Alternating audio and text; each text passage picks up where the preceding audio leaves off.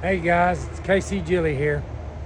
Thought I'd give you my September update out here at the Secret Garden. I'm going to start with the fig behind me. Okay guys, this is my second year fig. Just got planted this year out here, but it's actually a cutting off of my fig at the house. The funny thing is, at the house I don't have any figs. And I don't know if it's a difference in the quality of water, because this water is all coming from a well, and the stuff at my house in town, it's coming from our city water source, which has chlorine and all kinds of other junk in it.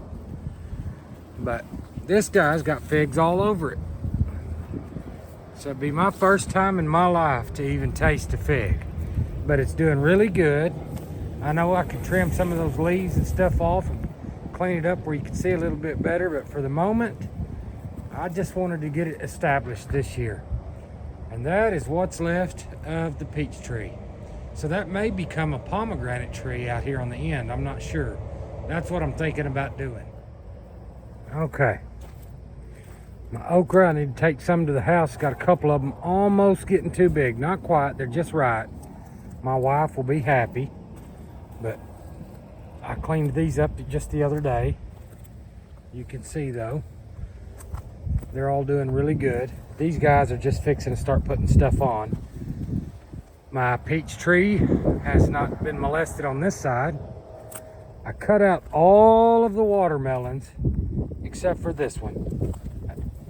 A lot of them got wasted here, but look at that tendril.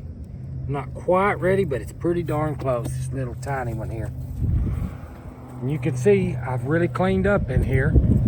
I'm also, this China Jade cucumber, there's going to be my seeds. There's probably 10 million seeds. That'll be everybody in Kimball County's garden next year probably.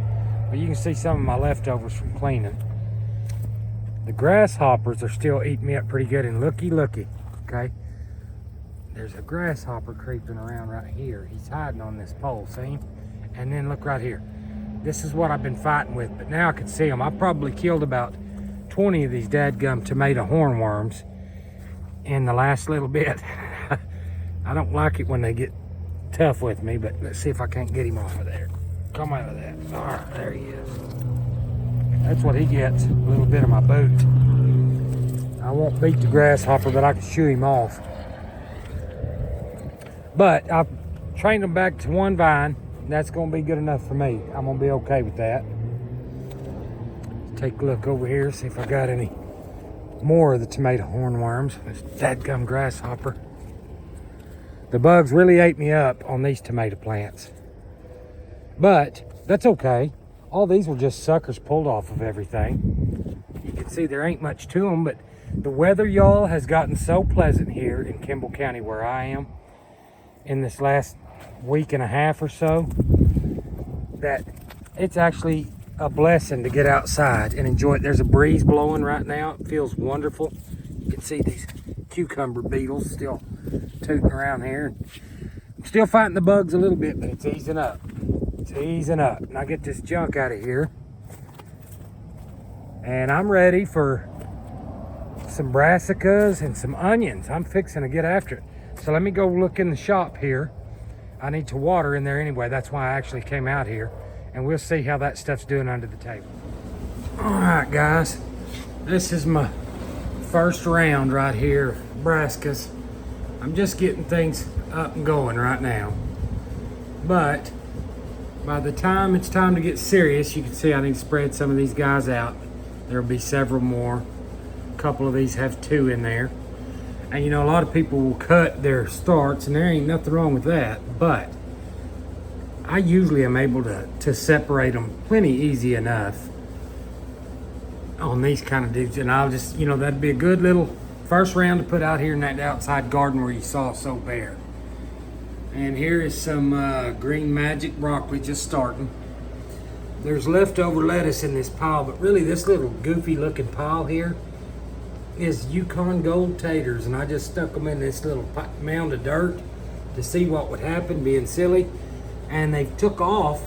Look like I might get something out of it. I don't know. We'll see about the potatoes themselves, but you know, for right now anyway, kind of healthy. It's just no rotten tater. I thought, let's see what happens. And this one, you can't see anything yet, but I've got some Texas 1015 about half to 2/3 of the way from this side of this bucket over to the middle, or a little pinch further.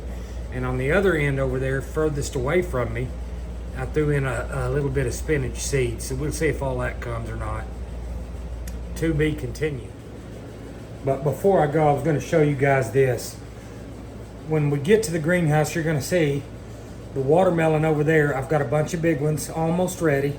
And I'm just going to pull the whole darn vine up when the next one gets done and take what I got in the shape it's in and hope they're okay. But this is going to be planted on the ground in there where they are right now until I get some more brassicas ready. And once I get those brassicas ready, then I'm going to plant them in the greenhouse.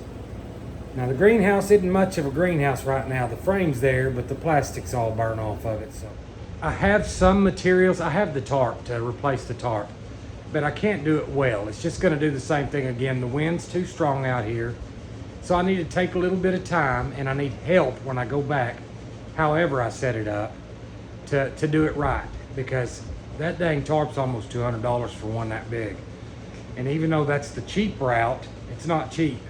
And I'm not going to put another one on there until I can make it last longer than that. Otherwise, it's not worth my money. This was a big fail, and it's my fault because I'm too dang proud to ask for help. But I'm going to get help before I do it again. This is the shape my greenhouse is in. Do I need to mow around it? Yes, but I've left some of this stuff so dadgum tall and so right now, so that hopefully it will help keep the sides together where the sides are wanting to cave in, letting some of this trash grow all the way around it. But you see the shape that the tarp is in. It's just a matter of time till this gives up as well. But you know, it's just woods through there. So as far as this part goes, I probably will come mow this next week. Well, let's go in and see what kind of shape I'm in on the inside. All right, we'll start up here at the front of it. This bell pepper was plenty healthy, but it was just laid over in such a mess I couldn't even find stuff anymore. So I broke a whole lot of it off and left it to that, and now it's going to come back. Same with these banana peppers. I broke several limbs off of it so that I would be able to manage some of this stuff, because it's just becoming such a mess over here. I tore up all my Egyptian spinach down to that. I came in here, I had to trim all these tomato bushes up. You can see some of the leftovers down there drying up. Same thing with this basil, this Thai basil. I went ahead and chopped it back pretty heavy. But here's all my fresh starts on my tomatoes. They're doing just fine. Look at, had to tie them up twice now. They've got pretty darn big. And you can see here is one of my original tomato plants here. Now this other one is a better boy. It may be the better boy that's still producing. I feel like I cut all those Jolene's out, but in amongst them, look, my big rainbow's coming back there, and all these guys, I'm excited. Almost all these new ones, they're as tall as the old ones, so it's hard to tell the difference, but almost all of the new ones are a type of tomato that I have personally not ever tried before. So I'm really excited about that. You can see my Carmen peppers. I've tore off several limbs on these guys too, but I mean, there's just peppers galore. The Carmen peppers were a great investment. They have made so many peppers. They have a very good pepper taste. They're sweet, but they're not hot, which is what I was looking for my family, because my wife does not like the hot, and my grandson doesn't either. You can see, I believe this is, let's see, what is this? Dr. Witchy's Yellow, or Weechies, however you pronounce it. You can see it's fixing to start putting out for me here. A couple of those guys in there. These are doing great as well. My pink Berkeley tie-dye, it's one of my original plants. It's coming back now. It's all about the weather. We finally got a break from that. It wasn't the kind of horrible heat last year was. But, you know, even after I've cut this thing back several times, it's just bushing out all over the place and fixing a kick butt. So, and I've got a Nanus Noir over here. You can see they're coming back. Just doing so much better. It really is all about the weather, y'all. Gets too dadgum hot down here most of the time, but got a break from that if I can just keep the critters from messing with stuff too much. All right, now this guy, as you see that tendril right there. Okay, so there's your tendril. That dude's dead. Okay, somebody else says 2 fingers in between the stripes. We're pretty well there. Somebody else says check the bottom, see if it's kind of yellow. This one would be. It's been sitting on top of its own vines and waterlogged in here, so I'm gonna say this guy's good. So I'm gonna take it home with me today. Let me weigh that. This is where I'm talking about. I'm gonna put all that crimson clover in here and let it do its thing. Okay, now this one's not even close here. You see how green and fresh that tendril is? Doesn't look like it's too close. However, it may be close to its end like it or not, because I'm about tired of waiting on it all. It's time to clean this stuff out and get it ready for some other stuff. But this one's pretty close, but not there yet either. Okay. See, and it's, you know, they'll keep going all the way till winter if I leave it alone, but I'm not going to. I'm gonna end it. There's only so much watermelon people are gonna eat. So how about old big boy over here? This guy's not quite ready either. I will say it's getting a little hard, the tendril, so it won't be just a matter of time. We're really close. So that's kind of where I'm at here in the secret garden. It's just not as full and wonderful looking as it has been in the past, but it will be again shortly. I think it'll do well over here in this wintertime if the bugs won't eat everything. Now, it's not much of a greenhouse. You know, you can see I'm really in bad shape in here, tore up. But that's doable with some help. If I get some help, I'm gonna straighten this issue out. It's just too much slack in there from me trying to do this all by myself. You know, these boards you see running along the sides that they're stuck to, the tarp, they're 12-foot long boards. And I had to try to screw those things up there with the plastic in it all by myself, which is a joke. So anywho, we're gonna call that good today. That's the secret garden update for right now. More's coming, but you know how it is.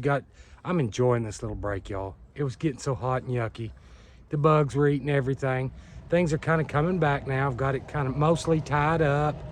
I've got some new stuff started, some fresh things. So a little bit of tidying up around here, and I'll be in good shape. Now at the house, I've been doing a lot of tidying up. And so it looks bare also in some places, but much better. And I've got my tomatoes planted at the house, and I'll be giving y'all that update in the next day or so. So till next time, y'all come back and see me.